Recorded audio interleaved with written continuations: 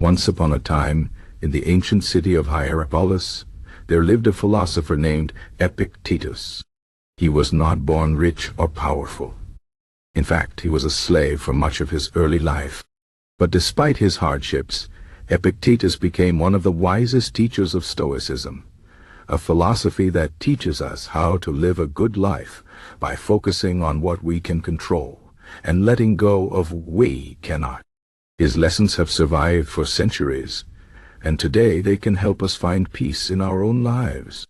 Epictetus taught that the world is divided into two things: those that are within our control and those that are not. The things we can control are our thoughts, our actions, and our choices. The things we cannot control are everything else: the weather, other people's opinions, the past, and even our own bodies to some extent. This simple idea might seem obvious, but most of us spend our days worrying about things we cannot change, while neglecting the power we do have. Imagine a man named Marcus. He wakes up one morning and sees that it is raining heavily. He had planned to go for a walk in the park, but now he feels frustrated. "Why does it always rain when I want to go outside?" he complains. Marcus spends the whole morning in a bad mood, staring at the window, wishing the sky would clear. But the rain does not stop, and his day is ruined, not by the rain, but by his own anger. Epictetus would say that Marcus made a mistake. The rain is not in his control. It will fall whether he likes it or not, but his reaction to the rain is entirely within his power. He could choose to accept the weather and find joy in other things, reading a book, writing a letter, or simply enjoying the sound of rain against the roof. By focusing on what he can control, Marcus could have had a peaceful day instead of a miserable one. This lesson applies to much bigger problems as well. Think about a woman named Lucia. She works hard at her job, always trying to impress her boss. But one day, she's fired without warning. Lucia feels betrayed. She spends weeks blaming her boss, questioning her own worth, and fearing the future. She cannot stop thinking about how unfair life is. Epictetus would tell Lucia that losing her job was not in her control. Companies change, bosses make decisions, and sometimes bad things happen to good people. But Lucia's response is hers to choose. She can waste her energy on anger, or she can focus on what she can do next, updating her skills, looking for new opportunities, or even starting her own business. The situation is painful, but it does not have to destroy her. One of Epictetus' most famous teachings is this: some things are up to us, and some things are not up to us. Our opinions, desires, and actions are up to us. Our health, wealth, and reputation are not entirely up to us. If we tie our happiness to things outside our control, we will always be disappointed. But if we focus on our own choices and attitudes, we can find peace no matter what happens. Let's think about another example. A young athlete named Theo dreams of winning a gold medal. He trains every day, pushing his body to the limit. But during the final race, he trips and falls. He watches as his rivals cross the finish line without him. Theo feels crushed. All his hard work seems wasted. But was it really wasted? Epictetus would say no. Theo could not control whether he tripped or not. Accidents happen.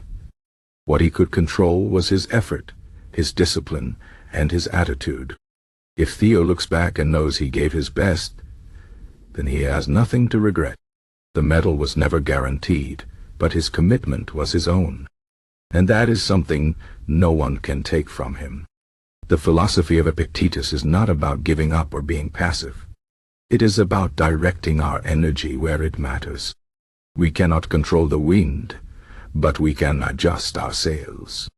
We cannot force others to like us, but we can choose to be kind. We cannot avoid suffering, but we can decide how it shapes us. In our daily lives, we face many challenges: traffic jams, rude strangers, failed plans. It is easy to react with frustration. But Epictetus invites us to pause and ask, Is this within my control? If the answer is no, then we must let it go. Worrying will not change the situation. But if the answer is yes, then we must act with wisdom and courage. The Stoics believe that true freedom comes from understanding this distinction. A prisoner in chains can still be free in his mind if he controls his thoughts. A king can be a slave if he is ruled by fear and desire. External circumstances do not define us. Our choices do. Epictetus himself faced great hardships. He was born a slave, and his leg was broken by his cruel master. Later, he was exiled from Rome by the emperor.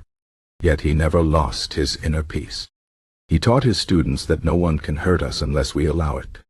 An insult only wounds us if we value the opinion of the insulter. A loss only devastates us if we cling too tightly to what we have.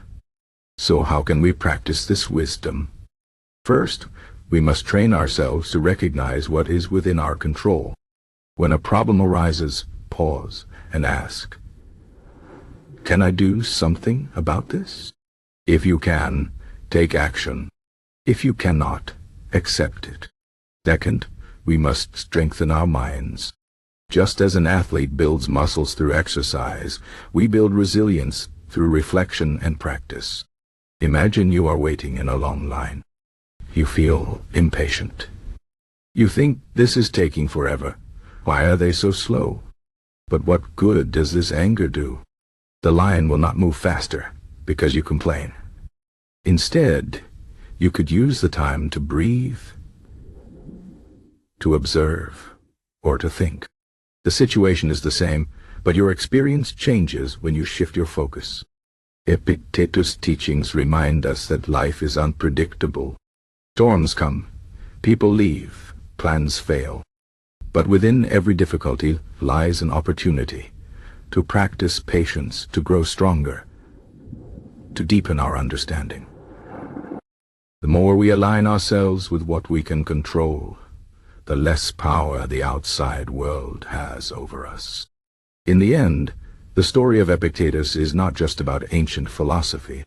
It is about how we live today. Every moment, we face choices. Will we rage against the uncontrollable, or will we focus on what we can change?